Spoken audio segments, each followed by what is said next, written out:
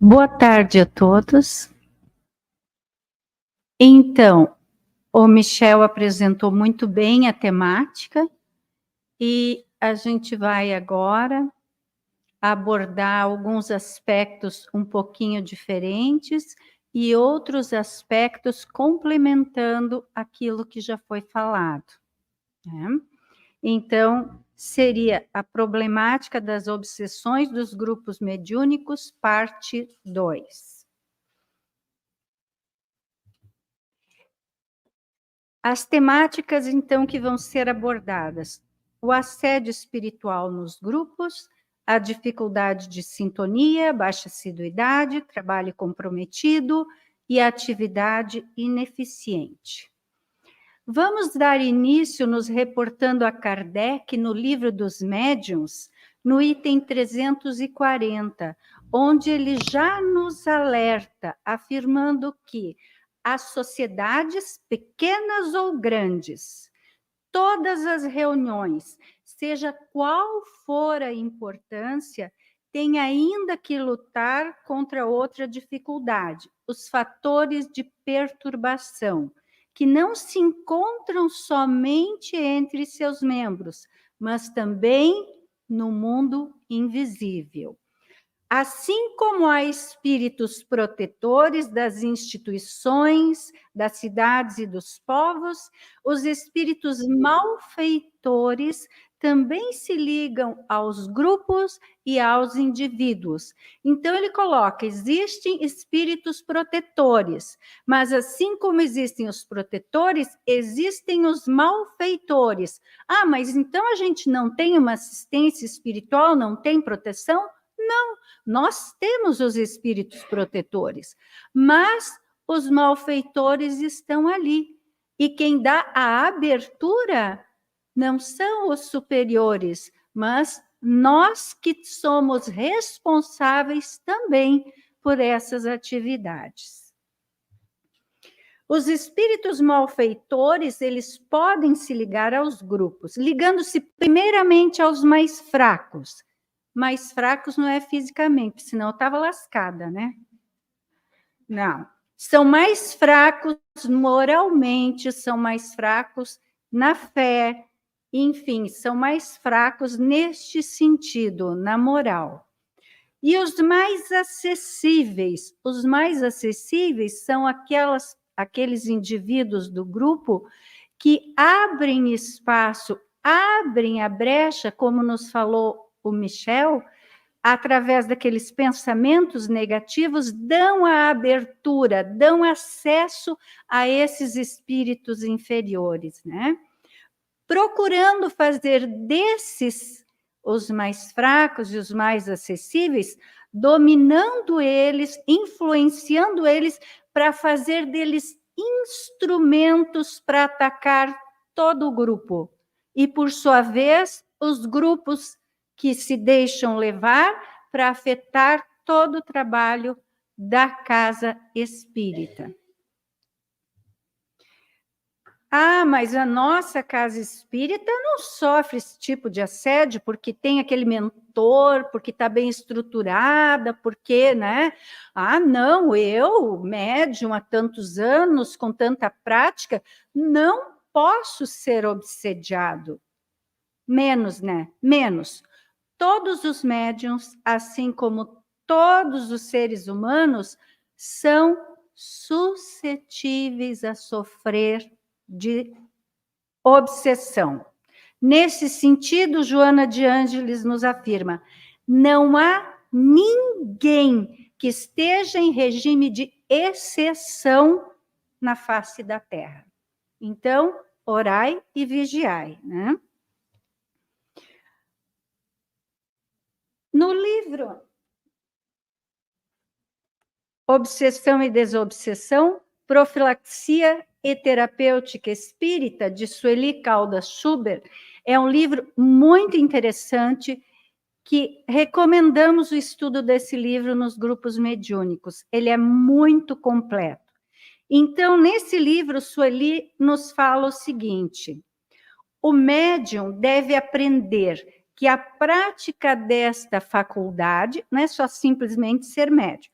A prática exigirá dele esforço e dedicação. Não é só ir lá naquele dia. Ah, mas hoje tem o jogo, aquele do meu time, tem o capítulo da novela, tem a minha série. Não. Esforço. Ai, hoje eu estou cansado, ai, está frio, está chovendo. Não. Esforço e dedicação. Estudo metódico e constante do espiritismo. Então, como o Michel colocou, todos os grupos mediúnicos precisam ter a parte do estudo e a parte da prática. Não podemos praticar a mediunidade, ir para a mediúnica sem que haja o estudo. Aqui no nosso lar nós fazemos, em todas as reuniões mediúnicas, a primeira parte o estudo, a segunda parte a prática mediúnica. Perseverança e disciplina. Como dizia Emmanuel para o Chico, disciplina, disciplina e disciplina. Pontualidade, postura, estudo e muitas vezes força de vontade para continuar, né? E muita vontade de se renovar, melhorando o seu íntimo. Tudo isso aliado ao comprometimento da prática da caridade. Sim, porque o mandato mediúnico não é uma missão especial de algumas pessoas, não. O mandato mediúnico, na maioria das vezes, é o resgate, é a forma de resgatar o nosso passado, nossas falhas, nossas imperfeições e estarmos nos adiantando, evoluindo. E como nós estamos ali naquele ambiente onde a espiritualidade superior traz energias, e como nós estamos ali naquele ambiente onde a espiritualidade... Está com obsessão aqui meu microfone. Então, como estamos ali recebendo aquelas energias da espiritualidade superior, estamos vivenciando todos aqueles relatos, os atendimentos, os sofrimentos, as narrativas, nós estamos aprendendo.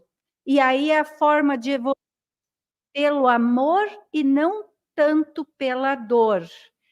Amor que é mais agradável a Jesus, porque tudo isso aliado ao comprometimento na prática da caridade. Sim, porque a finalidade da mediunidade, o objetivo da mediunidade é a prática da caridade. É vivenciar o amor, e a caridade é o amor colocado em prática.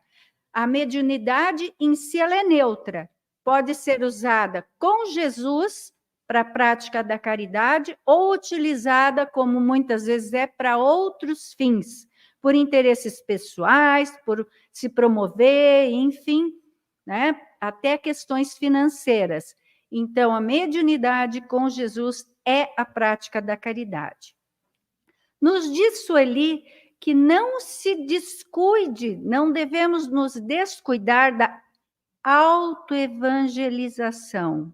Assim como devemos estudar as obras básicas, as obras que temos à nossa disposição, o Evangelho deve ser um estudo contínuo para todos nós, não só nas palestras, não só na doutrinação do espírito sofredor e obsessor, mas a autoevangelizar-se. A questão de estudarmos os ensinamentos de Jesus na nossa vida, interiorizar esses ensinamentos, nos melhorando, evoluindo, crescendo e aprendendo.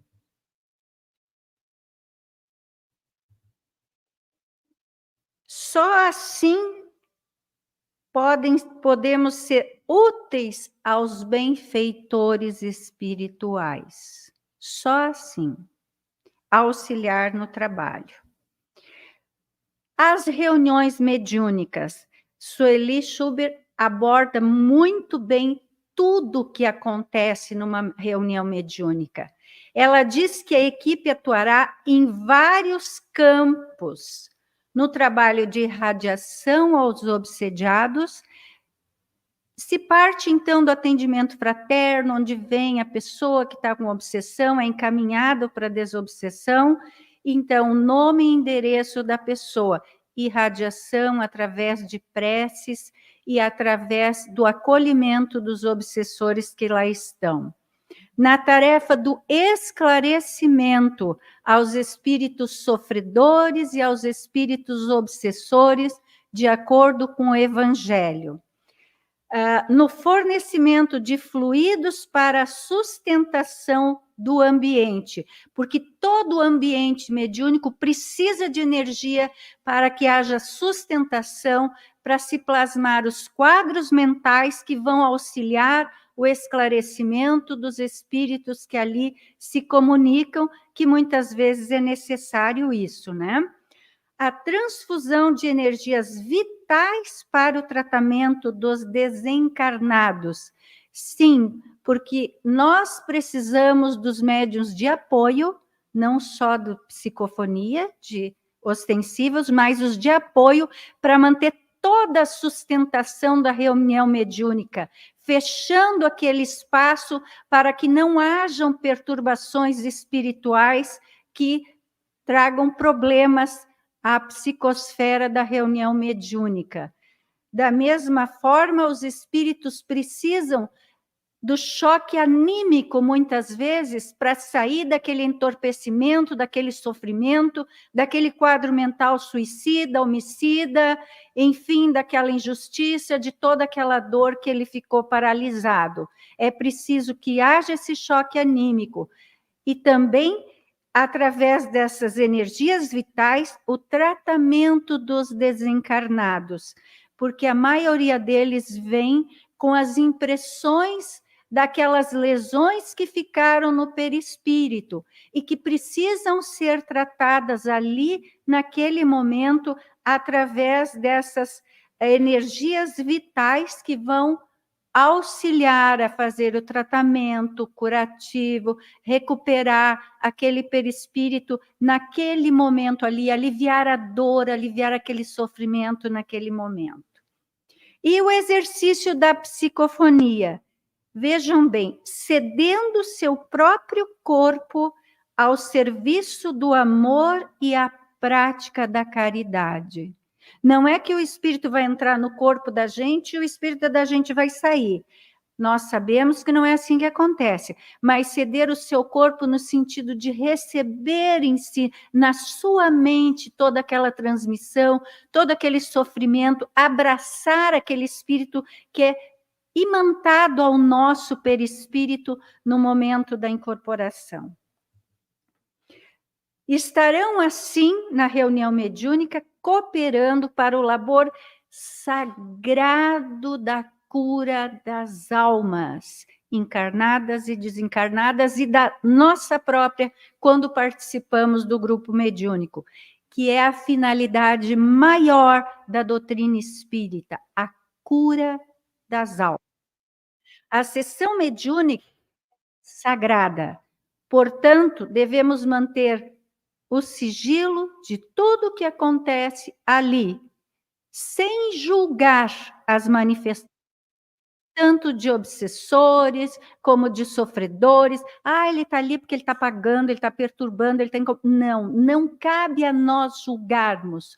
Nós estamos ali para acolher e respeitar, porque o espírito chega e coloca ali toda a sua dor, todo o seu sofrimento, sua agonia, mesmo que às vezes em forma de agressividade, de ameaças, mas ele está ali sofrendo, ele está ali se colocando na sua dor, no seu drama.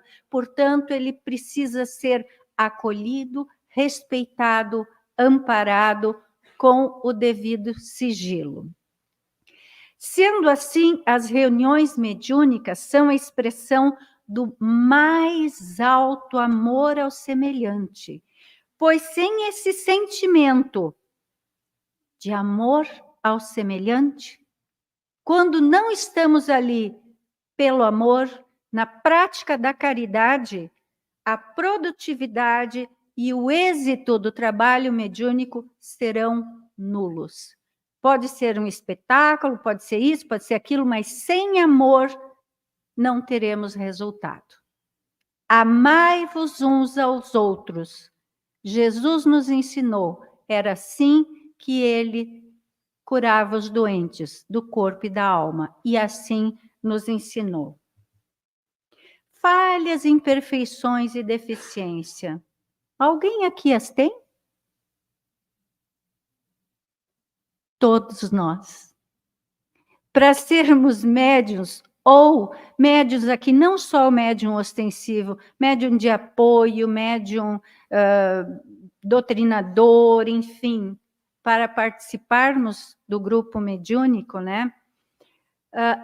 Não precisamos ser perfeitos, não precisamos ser melhores do que as outras pessoas. Não, somos pessoas normais e comuns, com nossas falhas, imperfeições e deficiências.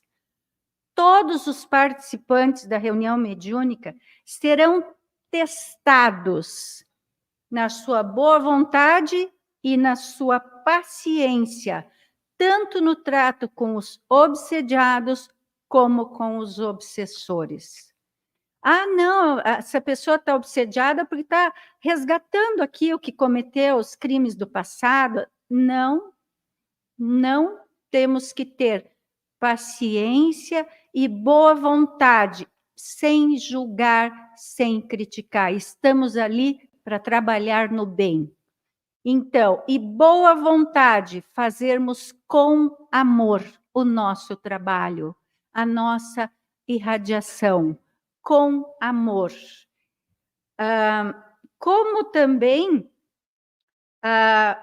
seremos testados nos nossos sentimentos em relação aos outros membros do grupo. Devemos, na reunião mediúnica, nunca buscar o confronto, nem com os obsessores, nem com os outros membros do grupo. Devemos buscar o encontro, a prática do amor, entrarmos na mediúnica, nos preparando para termos um encontro, uma comunhão física, mental, espiritual, voltada à prática do amor e da caridade, e não discutir com o obsessor, ameaçar o obsessor, entrar em um conflito com o colega, porque aquele não está certo, porque ele recebe sempre a mesma incorporação, porque isso, porque aquilo, porque todo mundo não me valoriza nesse... Não, o encontro.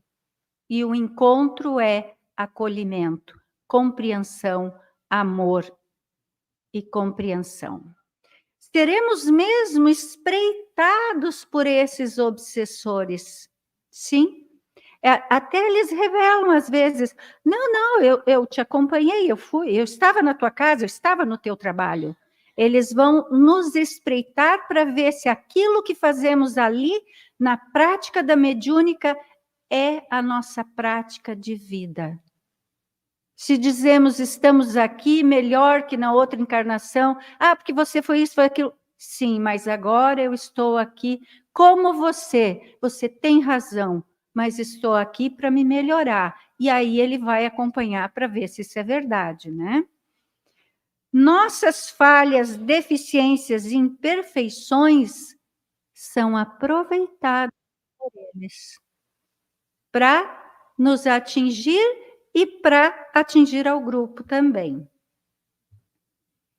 Sintonia espiritual, a psicosfera da reunião espiritual, da mediúnica.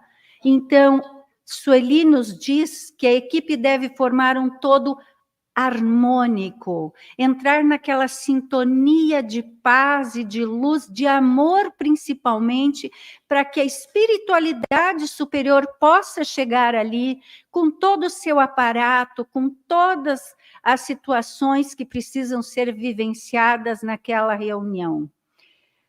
E visto que A mesma cota de doação será requisitada pelos mentores, dos doutrinadores, dos dirigentes e de todos os integrantes do grupo. Eu não vou lá porque não vou fazer falta, eu só fico lá sentada mesmo fazendo oração. Não, é parte da sustentação. A mesma cota será requisitada pelos mentores de cada membro do grupo. E a atuação dos médiuns e de cada membro do grupo é de vital importância para o andamento dos trabalhos. Todos são importantes. Aquele todo harmonioso que estávamos falando, né? Então, eles são instrumentos de que o mundo maior se utilizará para o pronto atendimento aos sofredores e obsessores. Então, todos os membros da equipe são instrumentos que o mundo espiritual vai se utilizar para fazer todo o atendimento. O pronto atendimento. A mediúnica é o pronto-socorro dos mentores. Quanto a isso, Emmanuel, no livro Seara dos Médiuns, nos esclarece. Ser médium é ser ajudante do mundo espiritual. Não é ser alguém importante, mais importante, menos importante. Não, é ser um ajudante do mundo espiritual. E se somos ajudante, também somos ajudados. Também estamos doando, mas também estamos recebendo. Somos instrumentos. Como Chico dizia, somos o telefone para trazer as manifestações. E o que acontece com a quebra de sintonia? Agora aqui vou ter que agradecer a minha universitária aqui, que me ajudou muito a fazer esses slides, que essa parte não me compete, né? Que fez essa figura muito boa aqui. A quebra de sintonia espiritual abre brechas, possibilitando que o grupo seja assediado, causando aqueles conflitos entre os médiuns que se deixam contaminar por tal influência. Então, aqui mostra a médium sendo assediada, influenciada, e a quebra de sintonia, aquela energia perturbadora que está em torno dela, que é a influência da espiritualidade inferior para prejudicar o trabalho. Então, muitas vezes, a espiritualidade precisa aplicar energias, blindando esse médium, esse participante da reunião, para que ele não contamine o ambiente. Porém, se esses conflitos crescem e se essa energia perturbada encontra brechas em outros membros, pode até afetar o grupo inteiro e pode até afetar toda a casa espírita. Então, como nos disse Michel, orai e vigiai, as palavras do nosso Mestre Jesus. E a ação dos médiuns. Talvez não sejas um grande médium, diz Joana de Ângeles, no livro Dimensões da Verdade. Talvez não sejas um grande médium, conhecido e disputado pela louvação dos homens. No entanto, procura constituir-se obreiro do amor, que não é ignorado pelos infelizes, podendo ser identificado pelos sofredores da erraticidade. Estamos lá para servir. Somos instrumentos para esses sofredores, para que eles sejam atendidos, amparados e encaminhados, não para nos elevarmos do nosso ego e sermos louvados pelos homens. Mas o que diz o Evangelho segundo o Espiritismo sobre esse tema? Devemos nos reportar sempre às obras básicas, a Kardec, né? Então, Kardec, no capítulo 21, item 10, nos alerta. Os falsos profetas não existem apenas entre os encarnados, mas também e muito muito mais numerosos entre os espíritos orgulhosos que, fingindo amor e caridade, semeiam a desunião e retardam o trabalho de emancipação da humanidade, impingindo-lhe sistemas absurdos através dos médicos que os servem. Ao invés de servirem Jesus, servem aos falsos profetas. Quem são os falsos profetas? Os mentirosos, os mistificadores, os enganadores, os que querem prejudicar o trabalho do espiritismo, os inimigos do espiritismo, que se esgueiram por ali, se fingindo de amorosos e caridosos para prejudicar todo o trabalho. E vejam bem, não só do espiritismo, eles atacam todas as religiões que visam o bem. Eles querem retardar o progresso da humanidade. Mas como que eles podem nos fascinar, esses falsos profetas, para melhor nos fascinar? Aqueles que eles desejam enganar e para dar maior importância às suas teorias, às suas afirmativas, às suas falas, às suas mensagens, que muitas vezes são absurdas e nos colocam no ridículo, eles se disfarçam inescrupulosamente com nomes de homens que só pronunciamos com respeito. Então, eles se utilizam de nomes de figuras respeitadas e importantes para passar aquela mensagem, para enganar, para mistificar e para prejudicar os bons trabalhos. Então, os espíritos mais elevados se manifestam, né? Mas eles não precisam dizer quem são. Eles simplesmente dão a mensagem, auxiliam, amparam, sem dizer, no anonimato. Eles não precisam ser reconhecidos para não insuflar, como Michel falou, o nosso orgulho e a nossa vaidade. Então, quando alguma grande figura se manifestar, atenção, cuidado. Ou então, quando alguém ali dos, como que diz, dos famosos desencarna, mas na outra semana está incorporando por aí, nas casas espíritas. Recebemos fulano de tal lá, ele falou isso e aquilo. Né? Então, muito cuidado, a gente sabe que não funciona dessa forma. Estudo, estudo e estudo para nos precavermos dos falsos profetas. E como eles contribuem para a discórdia? Semeiam os germes das discórdias entre os grupos, que os levam a isolar-se uns dos outros e a se olharem com prevenção. Não, o nosso grupo é melhor que o grupo do outro dia. Não, esse grupo de estudo daqui é melhor que aquele de lá. Não, nós que estamos certos, o movimento espírita está errado. Não, Kardec está superado. Agora temos um movimento espírita de renovação, com outros nomes, com outras falas, para modernizar tudo isso que está no passado.